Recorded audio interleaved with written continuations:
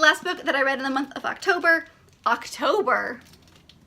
Kelsey. Hello everybody, my name is Kelsey and we're about to get very, very nerdy with all of the books that I read in the month of November.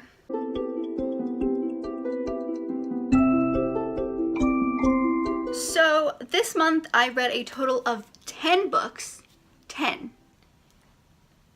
I don't even know how. I was really worried I was starting to get into a reading slump, but the numbers speak for themselves. So I am so grateful that I had a good month. Like, that's just what what happened. So yeah, let's just go right into it because I am very excited. I had some really good reads this month. So overall, very happy about it. So the first book that I finished in the month of November is Light Filters in Poems. Now this is a poetry book that my roommate really, really loves and therefore gave it to me. We kind of swapped poetry books. I gave her my copy of Yesterday I Was the Moon by Noor Unar and she gave me this version, so we kind of like did a poetry swap. So I gave this book 5 out of 5 stars. I liked the way that she wrote her poems.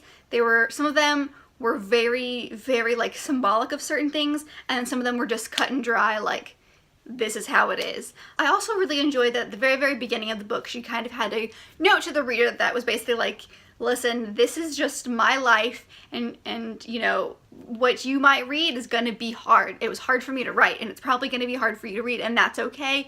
It's okay to step away from the book, kind of putting a trigger warning out there, but like for nothing in particular, just that it's going to be hard because it was her life. And that was just, I just knew from the moment that I read that little letter that it was going to be a really good book, and it was. I really enjoyed it. It was fantastic. If you like poetry and you want to feel all of the things, then I would definitely suggest checking this book out. I loved it. So the next book that I finished in the month of November was the 9th volume of Saga. This is the last one that is out. I don't even know what to do with myself. So to me, without spoiling anything, hopefully, the ending of this felt a lot like the 7th Harry Potter in the Battle of Hogwarts. I hope that made sense for the people who have read this because I really don't want to spoil a whole lot. But yeah, there's a huge cliffhanger and I am not okay with it. And I know there's going to be more because it did have, at the very, very end, it did have like a to be continued part. I didn't think I would get this connected to the characters in this book, but I did and I love it. And I really, really, really need the next one, whenever that will be. If you like Romeo and Juliet kind of set in space, this is your graphic novel. The next book is probably my favorite read of the entire month and definitely one of my favorites of the entire year, and that is Heart of Iron by Ashley Poston. We got this in either April or March of this year's Owl Crate, and it is a Anastasia retelling set in space. Oh my goodness, it is so good. There is just so much about it, and I have so many feels. For me, it was kind of interesting because yes, it kind of is an Anastasia retelling, but like very loosely based. The only things that really are from the main Anastasia are we've got a girl who doesn't know her past and who ends up being a princess. Literally, that is like where the connection stops. The person in this book that I think is based off of Dimitri is not her love interest. I think the characters are so well connected, and like there's this thing at the end, and there's a second one. I did not know that this was a series. It was one of those that really surprised me. I didn't think I would love it as much. I knew I would probably like it because I do enjoy retellings, but holy crap, I cannot rave about this book enough. The writing was beautiful, the setting was believable and gorgeous. There was just a lot about it that I loved, and the characters were just whole as people, and they had flaws, but it was okay because that's what made them human. I have a lot of strong feelings about this, but 5 out of 5 stars. Loved this book. If you like Anastasia, if you like retellings, if you like love stories set in space, an adventure, this is your book. Pick it up. You're gonna want to read it. The next book that I read is Sea Witch by Sarah Henning. Sorry about the awful glare. It's a library book, so we've got the lovely plastic cover. This is kind of a prequel to The Little Mermaid. It kind of tells the story of Ursula and how Ursula became Ursula, though she has a different name in this book. This one I gave 3.5 out of 5 stars. I did enjoy it, but it's not my favorite retelling of The Little Mermaid, or not really a retelling, but like I've read a lot of Siren-y kind of mermaidy type stories, and this one just wasn't my favorite. I think one of the big things that happened was near the end, she kind of has this moment with a guy, and it's kind of like a light bulb. Oh my god, I definitely love you. I've loved you my entire life. And it didn't feel believable to me. That's something that's used in a lot of literature, movies, books, everything, where like the person that you actually need to be with has been in front of you this entire time. And I did not think that's where the story was going. And I was happy that it wasn't going in that direction. But then it did, and I was really confused. I felt like there's a lot of character twists in the end of this book, minus her best friend. All of the other ones didn't feel believable. The best friend did feel believable. We kind of had a little bit of, I guess, more development of that one, so that, you know, you kind of understood more where she was coming from. At least the main two guys, just, I felt like they switched like that, and I was like, I'm sorry. This whole character that you've been playing for this entire book is now different, and I don't, like, I feel like what you're doing right now isn't what your character would do. I am glad I read it. It's one that I've been, like, thinking about for a while, so I'm glad I got it from the library and not, like, bought it. But I did enjoy it. I really enjoy those kind of putting the bad, evil villain and making them more human. And so I did like that this book is out there. It just wasn't my absolute favorite. That is okay. I definitely still enjoyed my time reading it, which is why I got 3.5 stars. The next book I read in the month of November is Dear Martin by Nick Stone. It was very good. It's super short, so you can get through it really quickly. It's in the kind of the same veins of The Hate U Give. This book follows a boy named Justice who is mistakenly arrested by a cop. It follows police brutality and the race relations between African Americans and police officers. He kind of starts this Dear Martin project where he writes letters to Martin Luther King about his life and how he's trying to be like Martin, and I just liked the progression of this. You know, I feel like it's a topic that needs to be talked about, and I'm really glad that we've got multiple books on this topic. I loved it. I loved the idea behind it. I felt like it was the appropriate length for what it was trying to do, and it definitely put you in situations where you had to think. And there wasn't like a clear right answer. And there's still, at the end of the book, there isn't like a good answer to all of the problems. But I felt like that's good because that's kind of what's happening right now in society. There is no right answer. There is no solution in the world. And it wouldn't make sense for there to be a solution in this book. Some of the writing style was really interesting because he does have those letters that he writes to Martin throughout the thing. But he also kind of has dialogue throughout it.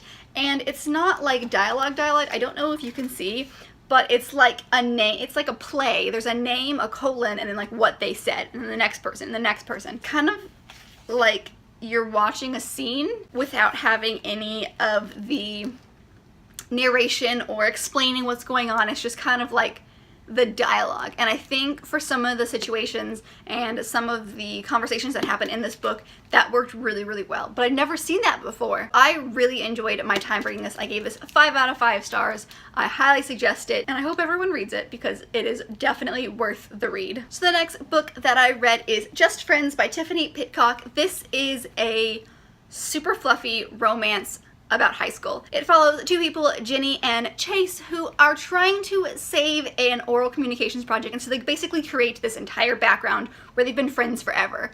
And they liked it so much that they kept it. They actually like the way they feel around each other. They feel really natural, and so they end up just kind of creating this fake life and becoming actual friends, but they keep insisting that they're just friends. I gave it 3.5 stars. I feel like it just wrapped up like within pages. They're like, and now everything is solved, yay. And I'm like, that's not how that works. And there's also one part in here that drives me insane. I do not believe this is spoiling anything, but it's when Jenny is dating another guy. He basically is trying to, like, he comes basically at Jenny being like, why are you and Chase so close? Why is, he at your house all the time and I've never ever been to your house before? And she basically tries to convince him by having sex with him. And it's not like forced, but it's like she's basically trying to convince herself and uses it to convince him that of course I'm with you. I'm not with Chase. You are the one that I'm dating, even though this entire time they've been dating, she doesn't like him like that.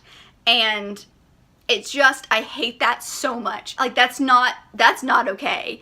And I don't like that that's in a book where people who are probably reading this are in high school and, may still be virgins and be reading this and go, oh, Cool, I can use sex now to convince people. Awesome. No, don't do that the way that she did. It drove me crazy and I hated that scene so much. It was still fun. It was like a very fluffy contemporary. I knew what was gonna happen before I even opened the first page. And their relationship as like just friends in the beginning is hysterical. I love their banter back and forth. That's probably my favorite part of the book, is that the actual physical writing is good, especially like their dialogue is really good. Overall, 3.5 stars, didn't hate it, but it's not my favorite. The next book is one that I've been reading for months.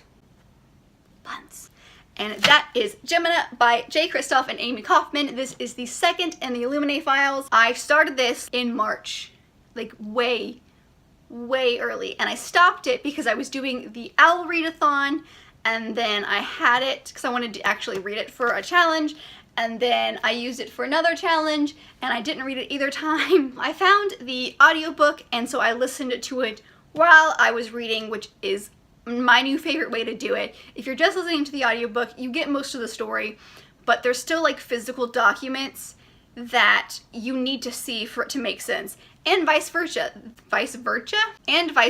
because there are certain documents in here that are very clouded and you might not really understand what's going on, and then you hear the audio of it and you're like, oh, so that's supposed to represent like a fight or a struggle, and it's just like a bunch of words all meshed together on the page. But listening to it, it makes more sense. Our two main characters are different, however, our favorite characters from the first one do make an appearance in this one later on. It is on this other ship that is having all kinds of crazy issues within the same kind of company vein as the first one. I gave this one 4 out of 5 stars. I absolutely adored it. I'm so glad I finally finished it after months of not finishing it. The next book that I read in the month of November is The Bells by Danielle Clayton. This follows a bunch of girls called the Bells, and it's in a world where everyone is gray.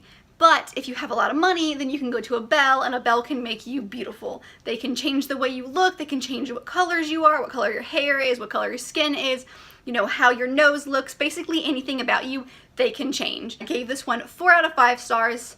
I love it. It's such a unique world, and the world building is amazing. The writing is amazing. Danielle Clayton is crazy talented, and I love the ideas in this book, and I love that it pushes the boundaries on what is perfect and what is beautiful, and I think that's really important. What I found so interesting is the world, because they describe how people come to them to get changed. So it's very painful when you're getting changed, because you're changing everything. Because you could be like, you know what, I would like to be a foot taller, and they can like strengthen or like stretch your spine to do it, and obviously that's not going to be crazy comfortable. That whole process is fascinating to me. It tests the whole pain is beauty, or beauty is pain. The next book I read is The Siren by Kira Cass. Follows a group of sirens. Their job is to bring people to the ocean to feed the ocean. If there's no shipwrecks or there's no natural disasters within like X amount of time,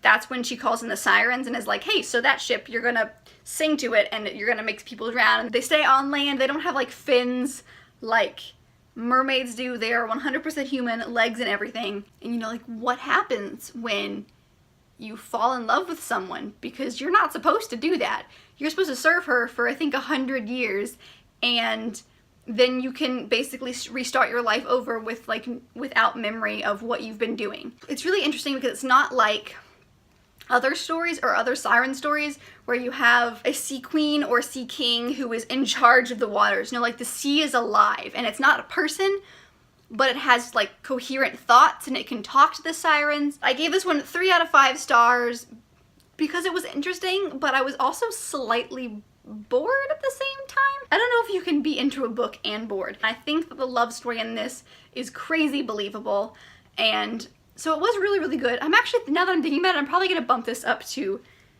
4 stars maybe? It's like hovering between 3.5 and 4 for me. So the last book that I read in the month of November is Nevermore, The Trials of Morgan Crow by Jessica Townsend. It follows a girl named Morgan Crow who was supposed to be a cursed child, and that means on her 11th birthday, she will die. Her parents are basically just waiting for her to like kick the bucket, and then this lovely man named Jupiter pops in and is like, hey, so I can save you. And he takes her to Nevermore, and she is in the trials to be part of the Wondrous Society, and if she can get through all 4 trials and be part of this Wonder Society, she can stay in Nevermore and stay alive. It was a lot of fun. I got a lot of like Wrinkle in Time vibes from this, at least at the very beginning. I gave this one 4 out of 5 stars. I absolutely adored it.